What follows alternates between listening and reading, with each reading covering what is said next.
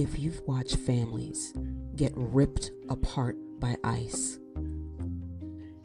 if you've ever wondered what happens after someone gets detained, not the headlines, not the politics, but the bus rides in Shackles, the holding cells, the moment you're dropped in a country that doesn't even claim you. On this episode, you're going to hear from a man who's lived it.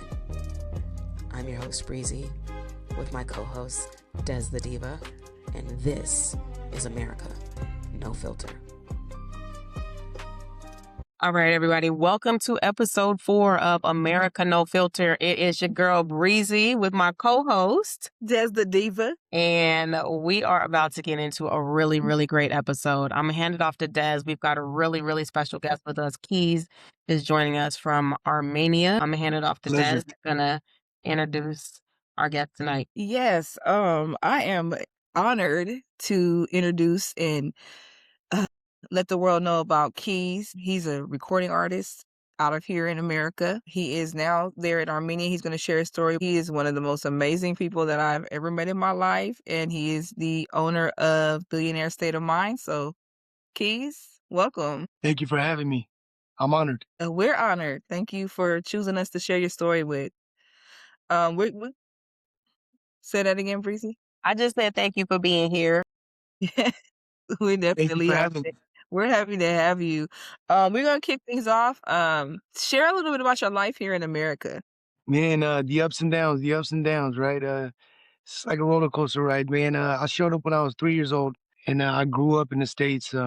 I lived there almost all my life. You know what I'm saying? Went to school, went to college, got involved in the street life, and kind of led me down the wrong path for a little while. But eventually, I kind of somewhat turned it all around, and did my best to try to stay in the light for the most part. Definitely.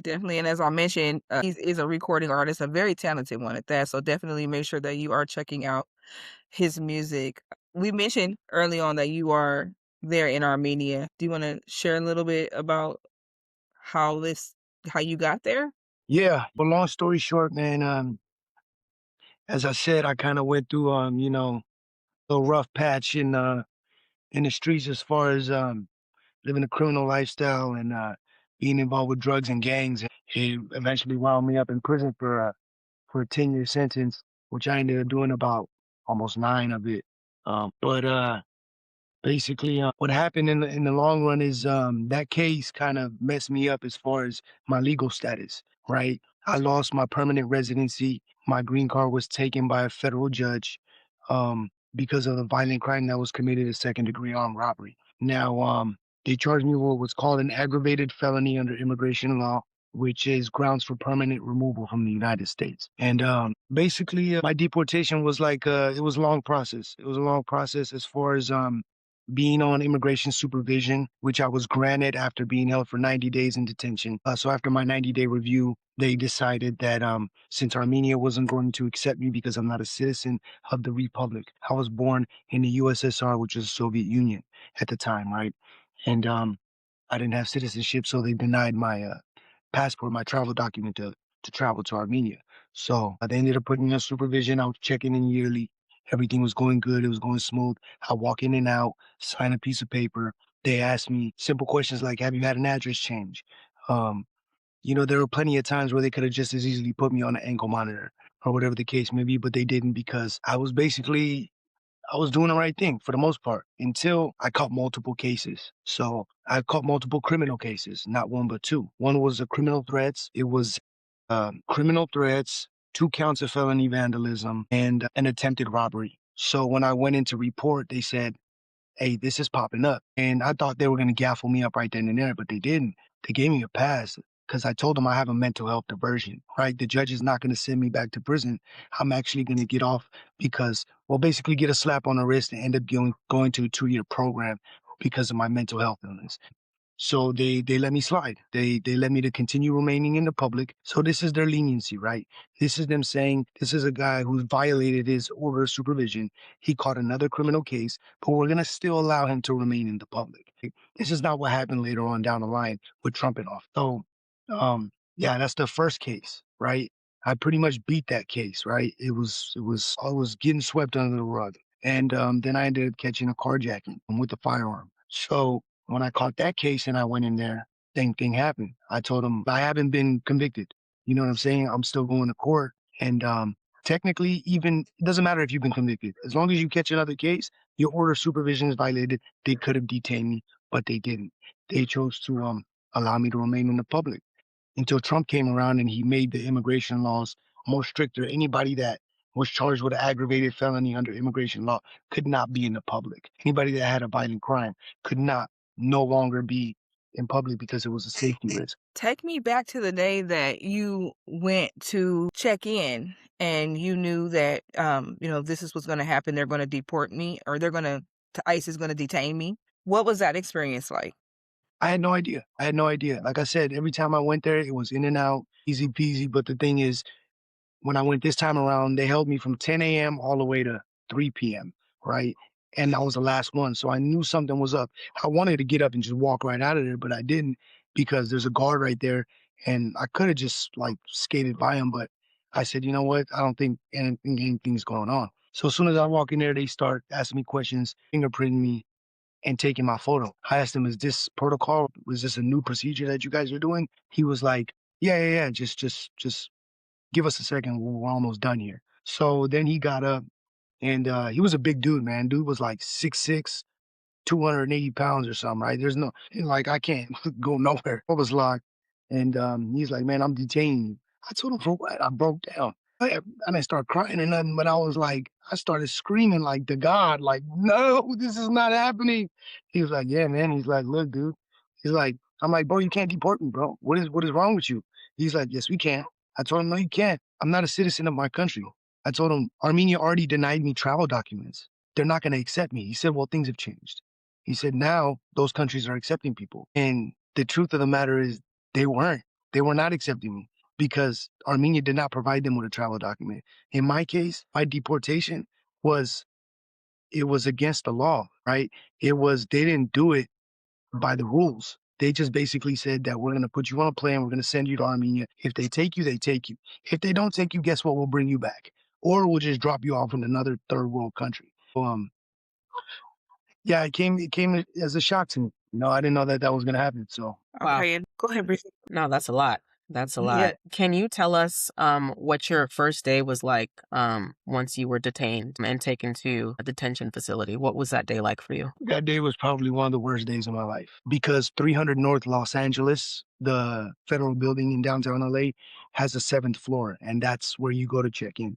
So from the 7th floor, they handcuffed me, took me downstairs to like this basement that looked like an underground, you know what I'm saying? Like it was an underground facility. And they had a holding cell, right? This holding cell had like 18 people in it. And the cell was pretty big, but there was no mattresses. They actually brought us mattresses when we were like about to leave the place, right? They threw them on the ground and the mattresses were just right there on the dirty floor. And they gave us like these, the firefighters when they're in the fires and they have like those aluminum kind of blankets or whatever. They gave us those. It was freezing in there, right?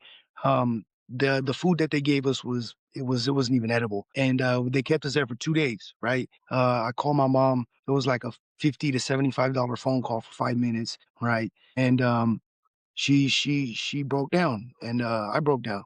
I was like, while I was in there, I was like cussing everybody. All the dudes in there, I was cussing them out. I was tripping. I was panicking. And I couldn't believe what was happening to me. I couldn't believe it. And so I was picking fights with people in there, calling them out, squaring up with them, like, you know what, let's do this. And they're just like, no, dude, calm down. Everything's going to be all right. And half of them didn't even speak English. So anyways, 2 days later, they grab us, they bring us, they take us to the Adelanto Detention Center. And from there, that's where I was held for about 4 months before they were actually able to deport us. So during your time in ICE detention, how were you and the other detainees treated on a day-to-day basis by the staff at the detention centers, by the ICE agents? If you encountered them, what was that treatment like on a day-to-day basis? I'll be fair, right? What I'll tell you is the detention officers are not like correctional officers. Correctional officers have a much stricter training, right? They're considered peace officers. If you assault a correctional officer in in Department of Corrections, right, in a CDCR, that's the same thing as assaulting a police officer in the street, right? They're going to give you 5 years for that. These detention officers are more like security guards, right? They're, let's just say, a little bit more civilized, right? So they'll talk to you. They won't do that. You walk up to their podium, they're like, get away from my podium. I ain't got nothing to say to you. You ain't got nothing coming. But these detention officers, what's up, man? You need a bar of soap? You need some toothpaste? You need this? You need that? So they were a little bit more, like I said, a little bit more civilized, a little bit more, a little bit more understanding, right? But at the end of the day, they're still officers. You know what I'm saying? And you got to be careful with whatever you do, whatever you say to them, because it could be used against you, right? Now I'll talk about the living conditions, right? The living conditions are 4 men in 1 cell, and the program there is limited, right? You can only go outside to the yard once a week, maybe twice if you're lucky, right? So they have a little patio next to the dorm. It's about like this big, got a basketball court, and that's it. You can walk out there and get some fresh air, and that's all. There were a lot of lockdowns. They kept us in the cell. They kept us in the cell locked down, and basically, they gave us water. They gave us fresh water. The food it was disgusting. They gave us 1 hot meal, and then they gave us two cold meals. For lunch, we would walk to the cafeteria, and we would be in there for like 30, 40 minutes sometimes, just waiting for them to start serving. So, I mean, it's freezing in there. They always got the AC blasted, and it's at nighttime, it's loud. Like, you're trying to sleep, you can't sleep because everybody is yelling, everybody's screaming, everybody's banging on the doors, everybody's trying to get the detention officer's attention because they're complaining about this and complaining about that. You know what I'm saying? Like, you have to deal with other people's emotions, you got to deal with their problems, you got to deal with a whole bunch of other men that you don't even know. You know what I'm saying? And what type of people did you encounter in there because it's being painted to the public that they're only deporting criminals. What type of people did you encounter in there? There was people from all walks of life. Every every country you can imagine, right? There's people from El Salvador, Guatemala, Honduras, Mexico, Armenia, Russia, everywhere. And these people are kind of, I wouldn't say they're the worst of the worst, but they're not necessarily your law-abiding citizens. They're not necessarily your good Samaritans. You know what I'm saying? These people mostly come from a life of crime. They come from a life of not living by um, rules and regulations. You know what I'm saying? So there's a lot of fights in there, a lot of arguments, a lot of disagreements, a lot of unnecessary tension, riots. I myself was involved in 2 riots while I was there with other races, and it's just you gotta kind of watch your every move. You know what I'm saying? You gotta watch your step. People got look. I'm a BG. Like, motherfuckers got knives in there. You know what I'm saying? They're strapped up. You know what I'm saying? There's gang members in there. Like, and you can't just go around walking and talking freely, and you know what I'm saying, thinking that you're gonna get away with it until somebody pulls your card. We are seeing on the news that there are people there that may not have necessarily committed a crime, and they're mixing, for clarity, they are mixing the people that may not have committed a crime with those who live a life of crime. Absolutely, 100%. I mean, my cellmate, he ain't never committed a crime in his life. He probably never even got a speeding ticket. This dude was a good dude. He was well spoken, well educated. He had a family. He had a son. He had a daughter. He had a wife. And they bought a house in Mexico. They went to Mexico and waited for him to get there so they could be together. And yeah, I mean, my heart goes out to this man because the conversations I would have with him they were coherent conversations. They were the type of conversations you would have with somebody who you can look at and say, you know what, this is not a bad guy right here. This is a good person who has a good heart and is never. I'm not gonna say he's never done anything wrong. We're all sinners, but at the end of the day, this dude's intentions and his lifestyle don't don't aren't parallel to somebody like mine. You mentioned that there were criminals in the inside. Let me ask you, given that we know that Donald Trump has 34 of them things, how do you feel knowing that he's criminalizing, in your case, an American citizen and using that to deport you, but he's still here and his wife is also from another country? How does that make you feel? This whole country is full of immigrants. Everybody's an immigrant at the end of the day, right? When you look at history, they all migrated here, right? The people that are here, oh, just to clarify, I never actually had citizenship. I never became a citizen of the United States. I was a lawful permanent resident with a green card. First you get a visa, then you get a white card, then that turns into a green card. But a lawful permanent resident can pretty much do anything and everything that a citizen can, except you can't be president. You know, how ironic. If you're not born in this country, you cannot be the president of the United States. But other than that, you can pretty much, you can reach all your goals. You know what I'm saying? Nothing's really holding you back. But my status was stripped from me because I broke the law, simple and plain. I didn't understand that at first. I was kind of naive to the fact, but I'm not, I'm not, I'm not wiping tears over it anymore. I've come to peace with it. But like the guy that I just mentioned, right? His visa had expired, right? There are people who just didn't go to the office at the right time to renew their visa, and these people are being treated like the common criminal.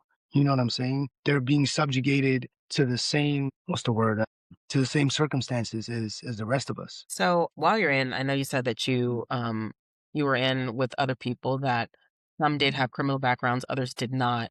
What kind of access did you have to like legal aid or legal representation as you're going through this unprecedented process for you because you've never been here before? So did you have access to lawyers or anything like that to help you through this process? I'm gonna be real with you. So this is a fact right here, right? When you commit a crime in the state level, you have the right to an attorney. They will provide you with a public defender for free, given by the state if you cannot afford a paid lawyer.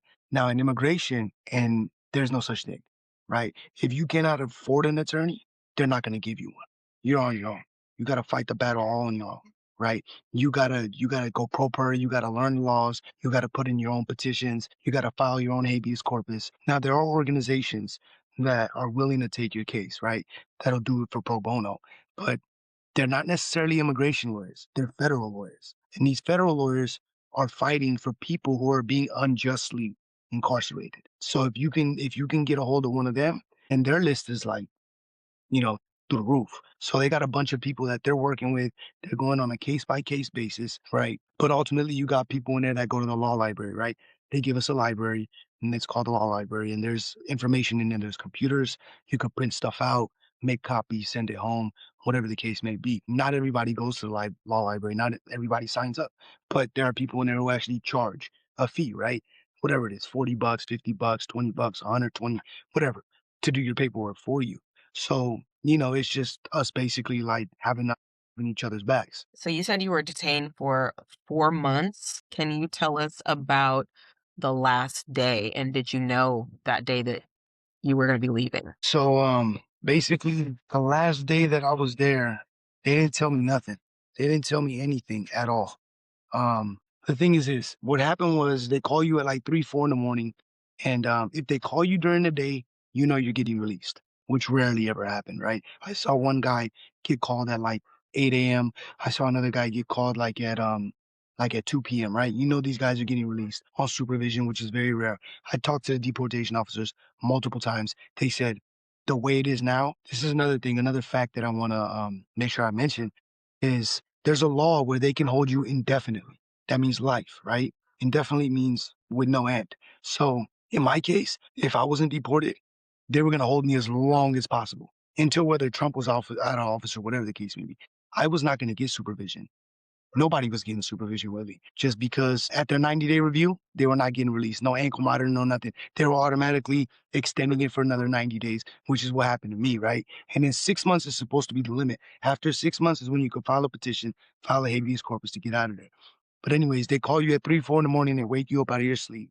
They don't tell you where you're going because it's a safety concern, right? It's a safety risk. They can't tell you, hey, we're deporting you, or you're getting on a flight to Texas or Arizona or whatever the case may be. So basically, for 6, 7 days, for about like 6, 7 days, they dragged me through the mud. Right? They put us on a bus. They drove us to the airport, left us on a bus for like 16 hours, handcuffed and shackled up. No food, no water, no bathroom, nothing. And I'm telling you, like, people were pissing on the bus. Like, we were telling the driver, like, dude, we're going to piss on your bus. He said, you're not going to be the first. You're not going to be the last. Go ahead and do what you got to do. Right? So we're cuffed up. We're sleeping in there. Sometimes they would blast the heater to the point where we were suffocating and we couldn't even breathe. Right? At times they would turn the AC on and they would step out of the bus and they would leave us in there. It was like a refrigerator in there. So they left us on the bus like that, handcuffed, right? Basically, our feet shackled up. So like people are like just leaning in the chair trying to get some sleep. Then they put us on the plane, took us to Arizona, housed us at the hangar in Arizona airport, right? Same circumstances as when they took me downstairs and 25, 30 people. And the room is like the size of a bedroom. It's ridiculous. Like all the seats are taken. The floor, you can't even walk around because people are sleeping on the floor, right? And it's dirty. And there's a bathroom in there, and it just smells like like number one and number two all over. You know what I'm saying? And so they held us in Arizona for a couple days, right? And then they took us to Texas, right? Somewhere in Texas. I can't really Dallas. They took us to Dallas, Texas. Same thing. Put us on a bus, left us on there for like 8 to 9 hours. Same thing. And then put us on a plane to El Paso. And at this point, like all I'm doing is praying. I'm like, dude, just tell me at the end of this that I'm gonna get my freedom back. That's all I want to know. And we're asking, they're not giving us no information. Dudes are banging on the door. They're screaming. They're fighting each other. They're like, dude, where are we going? What are you doing with us? What's going on? It's human trafficking at its finest, right? The government, human trafficking people. There's no other way to put it, right? Mhm. And the reason they're doing this, right? The reason they're leaving us on the bus, the reason they're moving us around, bouncing us around from state to state, it's all about money. It's all about money. All those transports, all those officers, all that gas money, it's just a way for them to make money.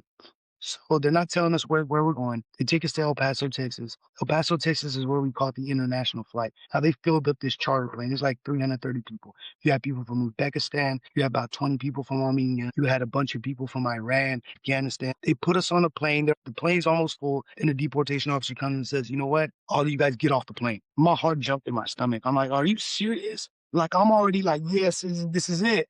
And nope. They you know what I'm saying?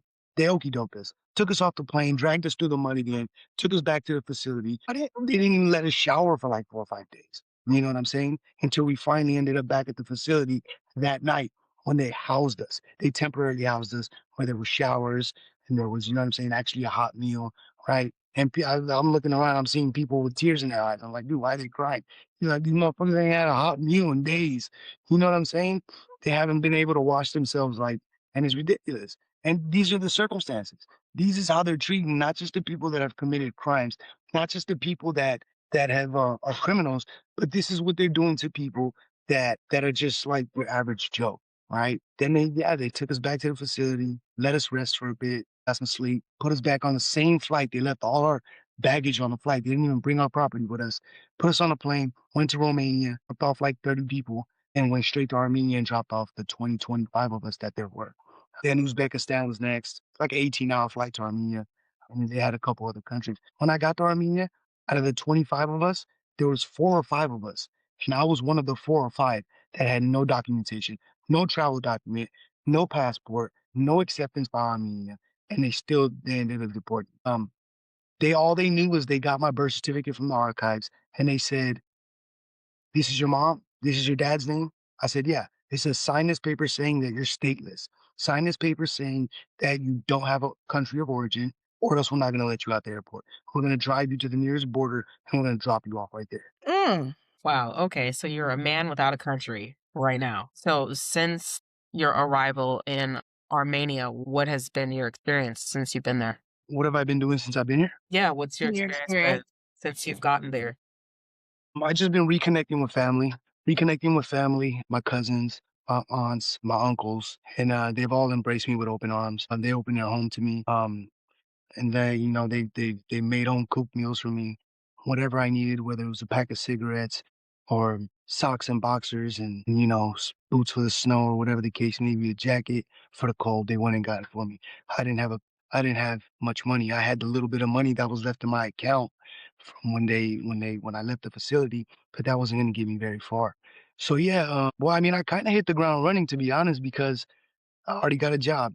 Yesterday, as a matter of fact, I've been going back and forth between the immigration place to the passport place to basically accept this status of being stateless, which is going to last for 5 years, right? Armenian immigration, thank God they don't detain people, right? Armenian immigration is not like America's immigration, right? They treat immigrants a little bit more fairly. So this 5-year status that they're giving me, I'm basically considered a refugee. So This was one of the hurdles that I was facing, one of the major hurdles that I was facing. It was 27 years. Every male has to mandatory enlist. That's how this country works, right? From the age of 16, you sign up, 18 and all, you have to go for 2 years. They dropped that 2 years to a year and a half, right? But the age from 27 was raised to 37. I'm 34. So if I wanted to get a passport, if I wanted to become a citizen, I could, but I would have to enlist. Now, I just got here. The culture shock alone is just, it's overwhelming, right? Mhm. Not just that, now I have to go serve in the military. Going back and forth between the immigration place and this and that, it finally came to light that I didn't have to do that. That was a path that I didn't have to take because of the way that the immigration laws are set up and the fact that I don't have a country of origin. Thank God. Keyz, when you were detained, you and I spoke on a tablet. How was it determined who was able to use those? Or did you have your individual tablet? Or did they share them amongst everybody? How was that determined? The thing is, the tablets, it's called the Getting Out app, right? The tablets are like your regular average Android tablets, and you got to have money. Your family has to put money in the account. You can message people, you can video chat with them, but you can't put your own money on there. So if you don't got no family or nobody supporting you, then pretty much you won't be able to use it. They had music on there, they had movies on there. It was like 5 cents a minute or something, 3 cents a minute or something like that. But yeah, that they just came out with that recently, so it gave people a little bit of comfort. Did everybody have their own tablet, or you would check it out like a book? Or We would check it out like a book. The thing is that where I told you there was 4-man cells, so there's probably 20 cells, and every 2 cells gets one tablet. So that's 8 people have to share one tablet. And throughout the day, if you got some guy hoarding a tablet, watching movies and doing this and that, and people can't talk to his family, fights break out just over that. A lot of people were fighting over 2 things in there: the tablets and the phones, always. So right now, since you are stateless, that actually works in your favor right now in Armenia. Are you able to come back to the United States? Like, what is your overall status? Absolutely not. There are people like that guy that I told you about, that dude that was a good dude. The judge told him, you can come back right away. You can come back tomorrow if you come back the right way. But majority of the time, they put a 10-year ban on you. Considering the violent offense that I committed at the age of 18, 19, is for life. Wow. is there anything that could be done to where you will be able to come back? Say that again? So is there anything that you can do to where you will be able to come back? I mean, hell would have to freeze over. Like, the laws would have to change. They would have to become more lenient. Trump would definitely have to get out of office, or, you know what I'm saying? Or die. The thing is, not just the laws, but my criminal record. My criminal record has to be expunged. It has to be expunged. It has to be vacated. That's a process. You got to pay for that. And the criminal lawyer has to reopen the case, get the charges dropped from a felony to a misdemeanor, because they took my green card because it's an aggravated felony under immigration law, certain crimes, right? And so if I got that felony dropped to a misdemeanor, then technically them taking my green card it should have never happened. But all those things have to line up, all those stars have to line up in order for me to be able to actually have a chance of coming back. If I come back now and go to Russia and catch a flight from Russia to Mexico and come in through America like a lot of people do, my cellmate, he had just came from the federal prison after doing 6 years. They gave him 6 years for illegal reentry, right? And this is a guy who's done a lot of time. So there goes another 6 years of his life just as he came in, not the right way. So speaking of not the right way, I think there's a lot that people don't know about the immigration process. And because you have been in this system, what are some of the biggest challenges that you see with the American immigration process? And then the second part is, how do you think it can be improved to make it better for people trying to come to America? The biggest challenge is the humanity aspect of it, right? The biggest challenge is trying to justify human trafficking, or trying to justify you basically shipping people back and forth and try to cover it up and make it seem like you're doing your job or you're just following the law. That's the biggest challenge, because if you're going to detain these people, then the way to improve the system is to treat them like human beings, right? Okay, they're being detained. Cool. They haven't committed a crime. They're not in jail. They're not in prison. But why are you treating them like as if they're not even a second-rate citizen? I mean, you're they treating, they detain kids as well. So yeah, Right. yeah, they're Babies. absolutely not babies. What I heard as young as 2 months old. Yeah, babies. Yeah. yeah. So, and those are kids, man. They're innocent, but they're treating people like animals and they're doing it for profit. These detention centers are owned by billionaires, so they're private. So these people build them and then they contract with the state. So they're in the business of locking people up. They want the Absolutely. laws. They want the laws to be harsher. They want people to fill up the facility so they can make money. When I walked into the Adelanto Detention Center, all the people in the intake started jumping and cheering and laughing. They said, "Oh yeah, we're gonna have a job. We're not, look at all these people coming in. This is awesome. They're all giving each other high fives." And I'm looking at these people like, "Are you serious right now? Like, do you have any idea what we're going through?" And you're over here celebrating because we just walked through the door. Wow. Because every detainee is a dollar sign. Yeah. Wow. Private prisons, yes. They're going up throughout the country. And yeah, the design is to keep them at capacity. And so if you have to be looser with the rules in order to put more people in there, that's exactly what they're That's doing. what they're gonna do. Mm-hmm. Let me see. What does solidarity look like for you right now? Like what can people do to come together in times like these? Because it's really tough for a lot of people, and I think that we have so much more in common than we have different. And so, what do you think we can do to kind of bridge the gaps between these different communities so that we can Between which community specifically? any of the communities that are facing the kinds of issues that you've faced with immigration, with ICE, and then any other community that has faced oppression by governments? What can we do to come together? Come together. We have to shed light on the darkness, because I remember there was a question, and the question was like this: what would you say to the people that are not affected? That's not the case, because everybody's affected. Period.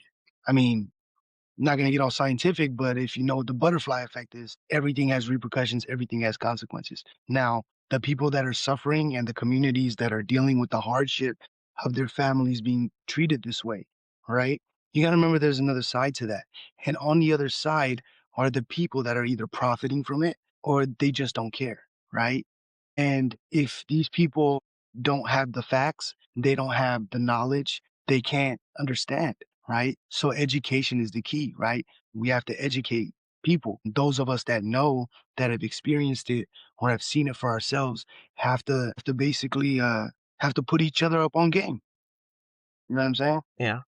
I do actually have one more question. So, a lot of people that come from immigrant backgrounds have also supported Trump and his policies. Can you help me understand why that would be? If you yourself came from an immigrant family, why you would not want other people to be able to enjoy the same rights and freedoms, whatever that you enjoy? Why would that? The thing is this, those people feel like if they did it the right way, then why can't they? Because they feel like I came to this country legally. I had to go through the trials and tribulations to get my documentation, to become a legal resident, or a citizen for that matter, right? And they're thinking to themselves, like, if I can do it, why can't they? If besides the people that committed crimes, right? These are the people who just so happen to not have the right papers. It's not I don't think that they're monsters. I don't think that they're evil, right? I think it just has to do with the fact that it's not them. It's not happening to them, right? Because look at it like this: before crack and drugs were in impoverished communities and in the Black and Latino communities, right? The moment that it started seeping into the white communities, what happened? Now we got an issue. The problem. Now we got a problem. Now it's affecting our sons and our daughters, and we And don't now want we them have to listening to treat it that type of movie. with medicine instead of prison. Yeah, that's exactly what's happening currently with ICE and the killings. They've been killing civilians in the streets. A Black man got killed. You still to this moment don't hear his name, but the two white people that were killed right after, we don't stop hearing their names. Yeah. Now everyone's outraged. And Same those are same always the thing. names repeatedly referenced Repeated. Although it's been the regarding Black ICE killing. gentleman, the Yeah, two I white mean, people, there's and been over what several Hispanic. 40 now. I Right. mean, the numbers keep growing. Where are all those names? But it's just, I think we had a brief conversation before, and you mentioned something about the business owners and why business owners are actually, there are some that are happy about the deportations and things like that. Can you talk to us a little bit about your perspective on that? Yeah.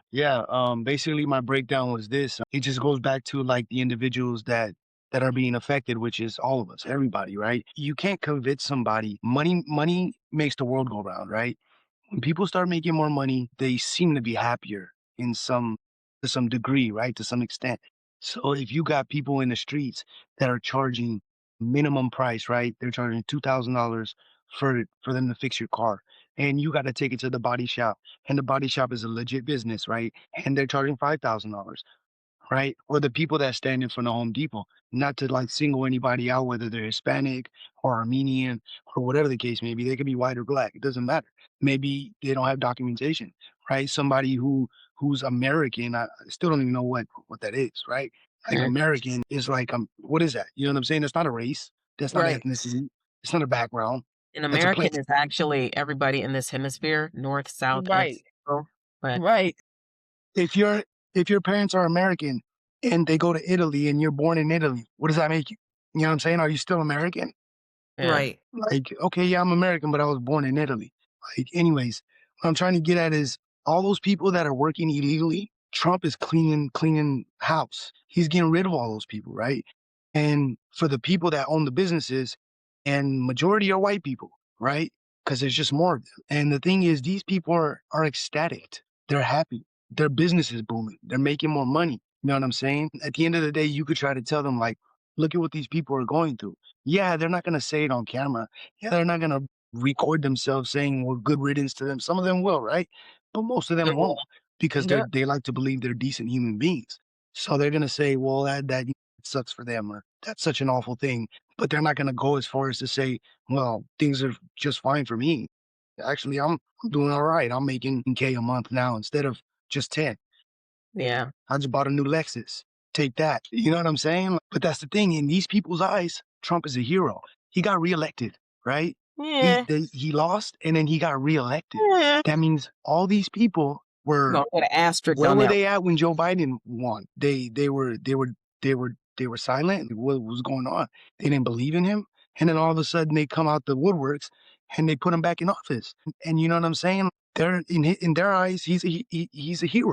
You know what I'm saying? Because their quality of life has it's gotten better. I think that's an interesting perspective. I haven't really thought about why they would be in support of. I think that you might have a valid point there, but I also think that there are things that would detract from that, like tariffs that negatively impact these exact same people that are supposed to be happy that they're not getting undercut by somebody who's working on the streets, but now they're just getting undercut by the government. Taxes or whatever the case may be. Well, they didn't understand the tariffs. They didn't read up on that. They didn't understand what they were. And they just went based off of his explanation, and he didn't understand what they were. So that's why the tariffs didn't bother them in the beginning. And then also, he has a split dynamic of people. He has the people that are, like Keyz explained, making money off of this.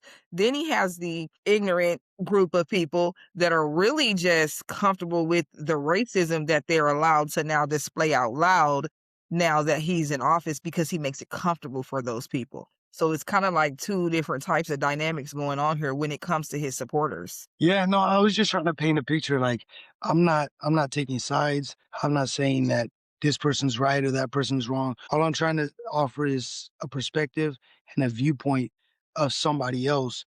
Because Yeah. at the end of the day, we're all human, right? I mean, I don't know. I can't hear the voice in those people's heads. I can't hear their own voice in their head. But you know what? That doesn't change the fact that I don't need to be able to read their mind. I myself have thoughts and thought processes, and I could take the time to use my imagination to think, you know what? This person might think like this. Why do they think like this? Why do they think like this? And these are their actions. They contradict what it is that they're saying.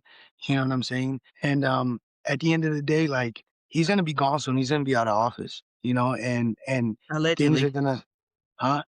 I said Allegedly. allegedly. He keep He telling could us be a vampire. He could just live forever. Term, which is unconstitutional, but he don't know the he keep telling us he ain't leaving. So he said it last night. Yeah, He could do some Vladimir Putin shit we and don't just need elections. We don't need elections. You don't have to worry about voting So again. we gonna see. And I appreciate your perspective, because it was one I Yeah. had not considered.